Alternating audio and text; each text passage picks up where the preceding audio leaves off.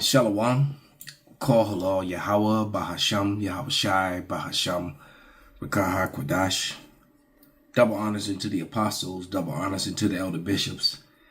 Salutations to all my fellow laborers doing this work in truth and sincerity, risking their lives and their freedom to do so now more so than ever. The 144,000 and the scattered elect that are scattered around the four corners of the earth, that be like unto the speckled bird, the Israelite foreigners among the heathen who look like those heathen. This is not a black thing. And to the few Akwaf that are listening and learning, to you I say shalom. This is your brother Malcolm from the branch of the Great Millstone, coming at you with another lesson. And the name of this video will more than likely be called Perceptions and Lies with History with Professor Jared Frederick. All right, Perceptions and Lies, Whitewashed History with Professor Jared Frederick, because history has indeed been whitewashed, and as of lately, a lot of Edomites are very angry about the truth that surrounds Rome, that surrounds North Africa and Asia, including the portion that they call Europe and the Middle East today. And you will hear a lot of talking points. You will hear a lot of people refer to the region of Israel, touching North Africa, Turkey, and all that. You will hear a lot of people now referring to it as Western Asia, because that's exactly what it was before the title Middle East was put over, which helps to forward a false narrative about the race that involved because that portion of the area, because you got to remember the so-called white man tries to claim that North Africa, which is what you refer to as Caucasian today. They tried to deny the fact that the Hamites, not only did they have all of Africa, including North Africa, they actually had most of the so-called Middle East. The Hamites, which is the fourth, Ham was the forefather of the African nations. All right, including the Philistines, all right, and the Canaanites. And the Canaanites territory went out of Africa up into Western Asia, all the way up to modern day Babylon, all right, which was Iran today, all right, Iraq, Iran, that area right there. Actually, I have a map here. Yeah, when you're looking at this map and you're looking at it's Syria going all the way up into Iran, the Hamites, Iraq, all the way to Iraq, is what I should have said. I keep saying Iran, I really meant Iraq. The so-called Africans, the Hamites, the sons of Ham, the dark-fleshed sons of Ham, which were often, mistaken for Israelites or Negroes. In the Bible, their territory went well up into that portion of Western Asia, which they now fraudulently call Western Asia. And, and the Spirit led me to do this. I was actually going to talk about the DNC, and once again, they found pallets of bricks.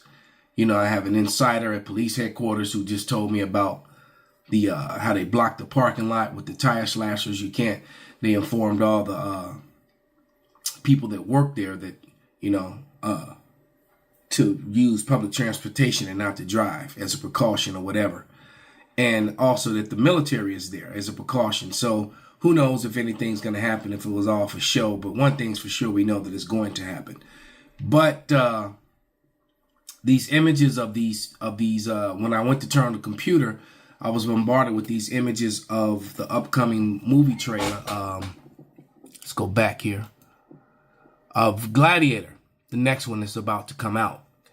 And these Caucasians, these Edomites, let's call them what they really are highly upset.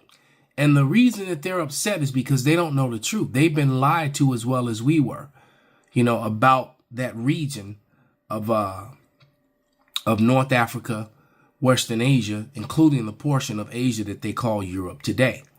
All right, because you won't find the word Europe in the Bible. All right, you will find Asia in there, and it was when you'll hear about Spain and Italy, Asia, but you won't hear about Spain, Italy, Europe.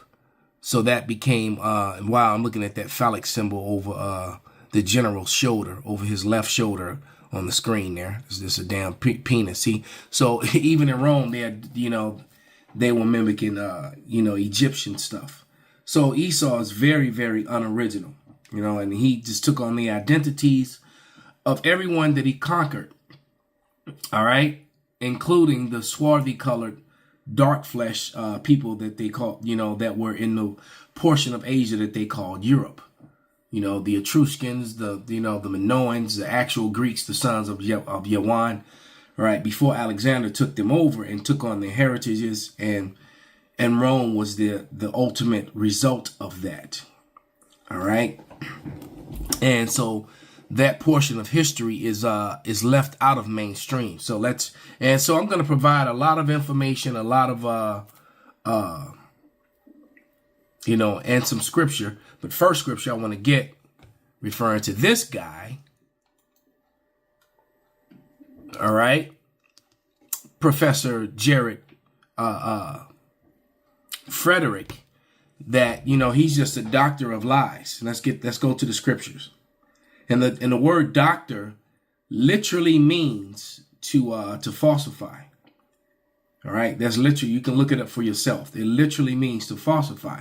Now, so when doctors something up, they, and these Edomites love to, because I got just as many books as he has in my little personal library. I probably got even more than he does on my bookshelves. All right, but I guarantee you the scriptures you can look. I see Borderland right in the middle and Star Wars. So, yeah. All right. But this is Job 13:4. It reads, "But ye are forgers of lies, ye are all physicians of no value." All right. And the most accurate history book ever written is the Holy Bible, the scriptures itself. Hence the reason why Esau, Edom, the so-called white man, removed the Apocrypha. All right. They removed the Apocrypha because if they read the Apocrypha in place, it actually lets you know when Alexander and so-called white people came in and took over Western Asia, Northern Africa, and the portion of Asia that they call Europe today. All right. And then they took over those cultures of those dark complected people, and the relics are still behind to prove it. Okay. The relics are still behind to prove it. Now, I'm not going to play any of this guy's video. This is his reaction to Gladiator. All right. And the whole, hands on the head, like, wow, really? Look on his face on the thumbnail. We will play some of this one, though. So here we go. Afternoon, Paramount's main upload of the trailer had more than 12 million views on YouTube, garnering 104,000 likes, but 143,000 dislikes. It's pretty unusual to see a dislike to like ratio like that on a trailer. So why are people so mad about the Gladiator 2 trailer? It seems primarily because... Okay, so once again, people are complaining about woke culture invading mainstream media, this time regarding the new Gladiator 2 movie trailer starring the legendary Denzel Washington.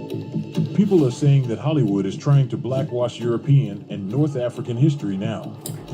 The trailer went viral on YouTube. You see that? So they're trying to make North Africa Caucasian, and which is a complete and total lie, because they're looking at history from the time of they're looking at history media, this time from the time of when Alexander took over.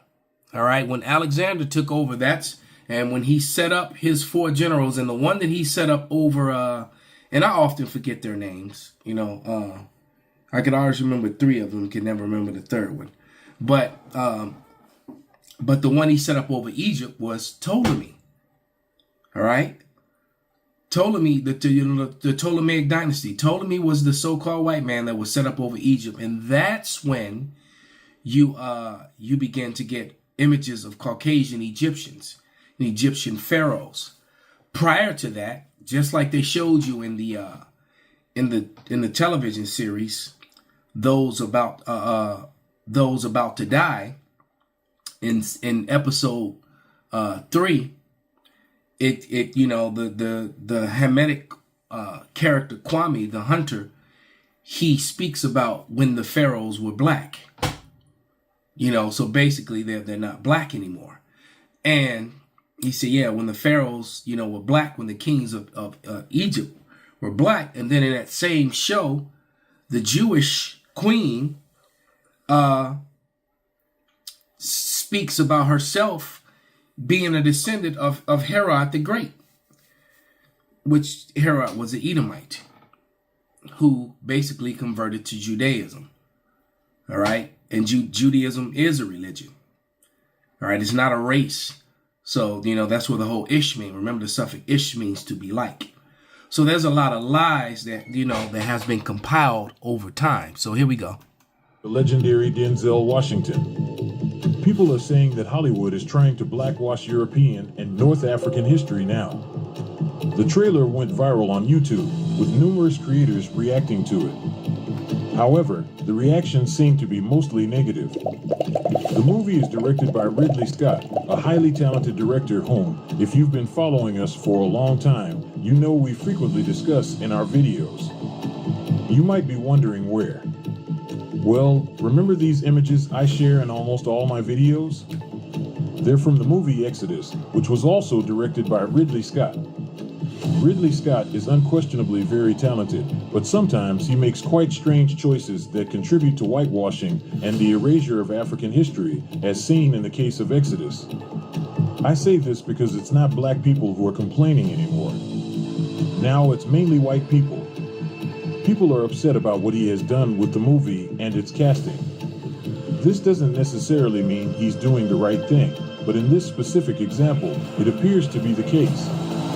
People are saying that the movie is woke because there is Denzel Washington playing someone important in it. But also... So woke is a word that they hide behind when truth comes out. All right? Because they've connected woke to critical race theory. And I have 2 different channels. Critical Race Historical Facts, which I can't post anything on it. It's just like they've hijacked my channel. It just exists now. So for those of you, you know, who are wondering why I haven't been uploading videos on it, I can't. And I can't repost videos from it either. Okay. However, I do have the second one, Critical Race History. Critical Race History, not theory. You can't take history and make it theory and throw the word theory on it to try to discredit the actual history. So that's what they do. They call it critical race theory. No, it's critical race history. And, you know, and so you can't take history and make it theory. And they're just angry about the truth. So for example, I have 2 books that I'm using. I have the Negro Question here. Let's put them up on the screen. The Negro Question series, I have number 4. All right, which is right there. We're going to use some images from it. And let's go back. And I have 3. Is that? Yeah, this is 3. All right. The Negro Question by Lee Cummings, the author Lee Cummings. And that's showing you a Judean. You can see his big nose, his thick lips. And this is page 14 in that very same said book. I'm holding that book in my hand. All right. The Negro Question. All right. That's the book I'm holding in my hand that you're looking at on the screen. And on page 14, these are images from the National Museum of Damascus, Syria. Some that they were destroying over there because they didn't want this stuff being seen. But this is Europa Synagogue. All right. 303 BC, wasn't called Europe at the time. That's a name afterthought. It was actually called Asia. All right. And that's 2300-year-old image, but he didn't have the image of a so-called white person. And they also showed you too that they were using, you know, the Paleo Hebrew. All right, on those coins. They never used the script that they're using now. Remember, the house of Judah never went into the Assyrian captivity. So the fact that those those imposters over in the land of Israel used the Assyrian script is evidence against them, against the fraud. Oldest surviving image of the prophet Moses. All right. 23-year-old image of him, you know, and so you can clearly see that wasn't a so-called white people. Neither were the Egyptians. So they tried to you know, whitewash the history of Moses, you know, of the Israelites, you know, to the time, you know, whitewash it with the time and match it up with the time frame of when Alexander set up, you know, when Ptolemy was set up as a result of the conquest of Alexander the Great. All right. Well, Alexander of Macedon. There's nothing great about him. You know, he was a murderer and a rapist and you know, a land thief and a heritage stealer, because that's what the Greeks did. You can even read about that in the Josephus. All right. So now I want to read out of the book of Acts.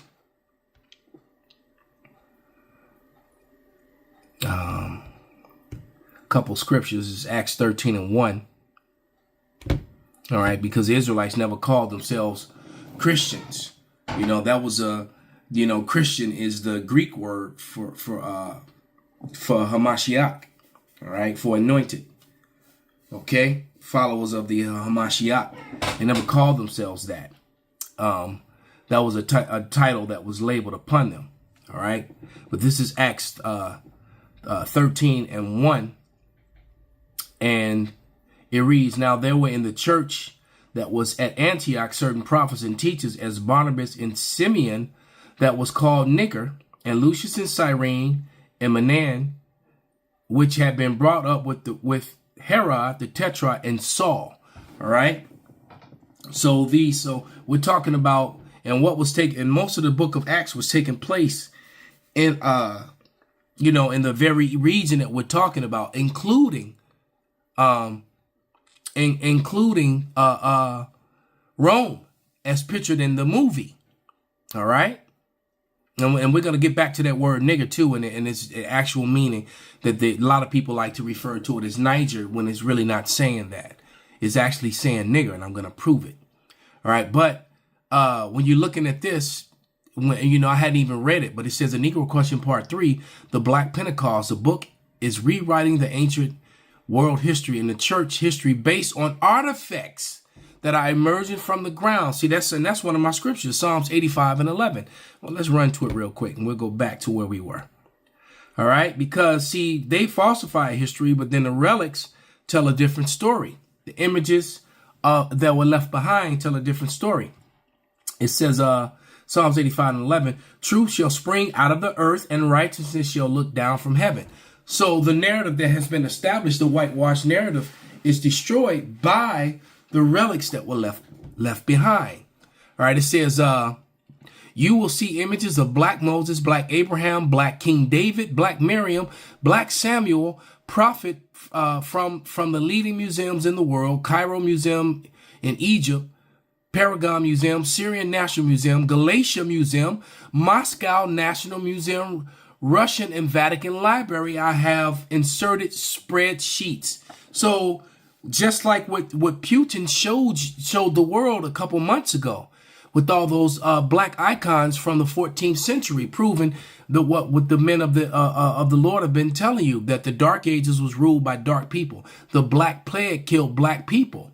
And this is how the so-called white people were able to get control over all of Europe again, after it was taken from them after the fall of Rome. And they don't like to acknowledge that history or show that history. And that's basically what you're watching in Gladiator 2. All right. When it went from being the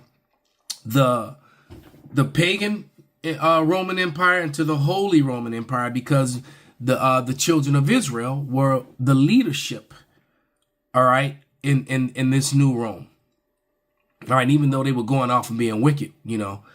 All right, but here, just to prove, let me read one more. Let me go back to Acts, and I haven't forgot about that word nigger. I'm going to grab the definition of it from a book. But this is Acts 18 and 1. All right. So we're talking about Italy here. All right. Rome. These are the things, Acts 18:1. After these things, Paul departed from Athens, Greece, all right, and came to Corinth and found a certain Jew named Aquila, or Judean, all right. I really hate that word, all right, because it's a made up word that really is connected to a bunch of lies and confuses people. So he found a Judean named Aquila, born in Pontus, lately come from Italy. So these same niggers, you know, these same Judean niggers, all right, that were born in Italy, in Rome, all right. It says, had come from Italy with his wife Priscilla, because that Claudius had commanded all the Judeans to depart from Rome, and came unto them. And why? Because of aggressive street teaching. So before I grab that definition, let's go back into the Negro question 3. All right. And let's look at the four forefathers, the tetrarchs of Rome. Behold. Let's turn up. There they are. Page 128. You got Augustus, Diocletian, and Maximian, and the two black Caesars, Galerius and Constantius. All right, those are your four tetrarchs. All right, and chipping the nose and the lips off didn't hide the fact of who they were. All right, because that's what they love to do. Because their fingers and everything else is still in place. It's just their noses and their lips that were chipped off to try and disguise. Same what they did with the Sphinx. You can clearly see that that's a Hamite woman. Because someone found an image of a Hamite woman that looks just like her and showed her profile. But let's get that definition of nigger. Let's go back to and then let's go to the Negro question part 4. All right, let's hold that one up. But let's get that definition. This is from the Winston Simplified Dictionary, 1933. Salaki, I didn't pull it up on the screen, but I am holding it. I can, you know. The Winston Simplified Dictionary, 1933, Encyclopedic Edition with biblical references. We're going to go straight to the word nigger.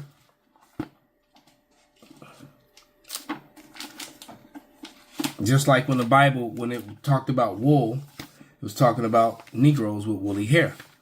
When it gave you the description of the Lord. Because the definition of wool in here, it attaches the Negro to it. And so they've always known this. Hence the reason why in newer dictionaries, they want everything digital and online. All right. And newer books, all these old definitions have been omitted. But let's shed some light on some lies here. But you can see the phonetic spelling of nigger. All right. Nigger, N-I-G-E-R, same as it is in Acts 13 and 1. All right.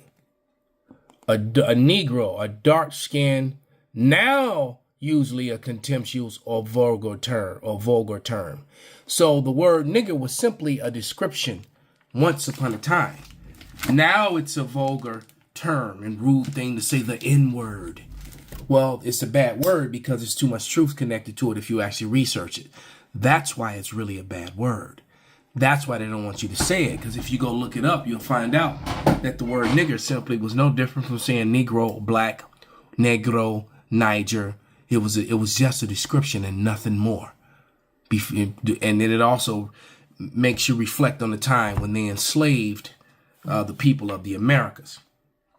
All right.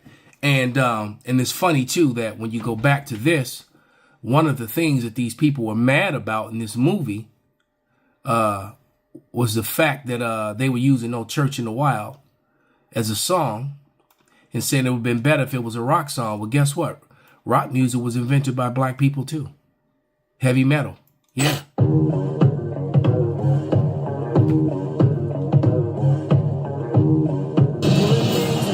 The issue here is straightforward. people are complaining about the use of a rap song, arguing that it doesn't align with their perception of ancient Rome.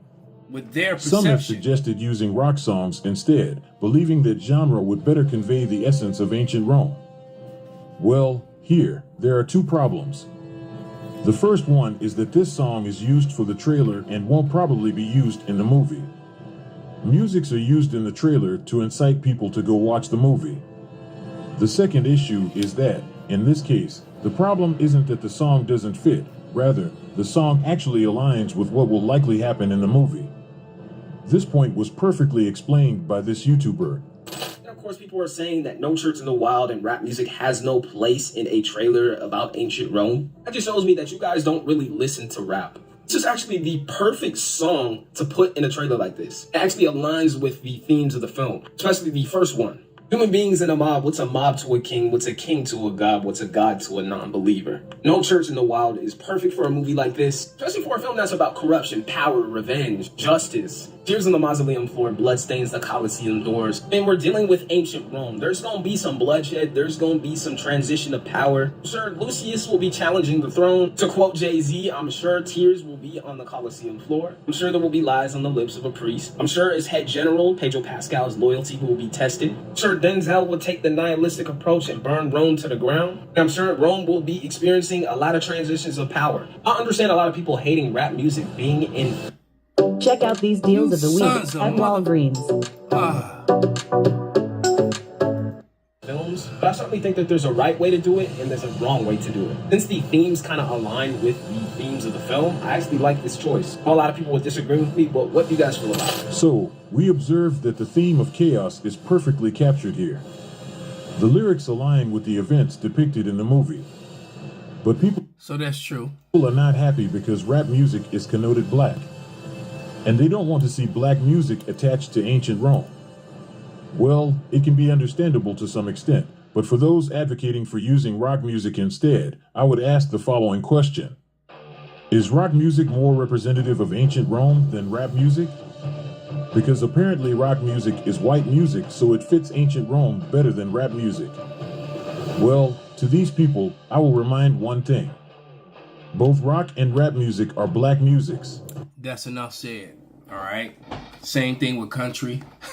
That's also black music. And they see, and so people don't know their history. They don't want to acknowledge that Esau Edom, the so-called white man, what he does is he hijacks cultures and he hijacks themes and everything and makes it his own.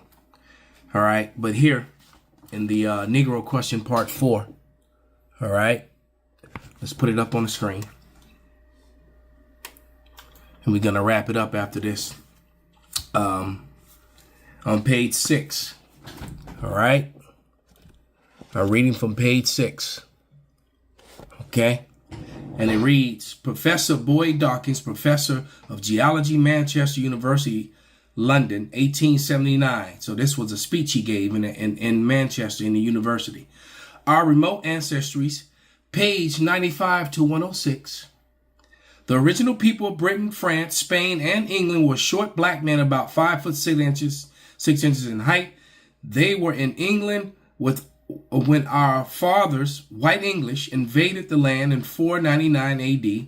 Our fathers were a warlike people whom by 607 had pushed the Basque west into Wales, Cumberland, Westmore, and the Highlands of Scotland and Devon. These black people boasted that they were citizens of the Roman Empire. The Welsh ancient Britons were in the possession before the Romans ever came here. These black box of Britons have been brought the knowledge of iron and bronze with. They brought the knowledge of irons and bronze with them. Iron and bronze technology was proven perfectly when I show you the German tapestry. These people were herdsmen. They possessed short horned ox and horned sheep, goat, pig, and horse. The evidence of their civilization can be seen all over the continent of Europe, as well as throughout the British Islands, extending as far as Germany, Switzerland, even France and Spain. Let's put it in the camera. Read it and fucking weep. All right? Jared Frederick, Doctor of Lies.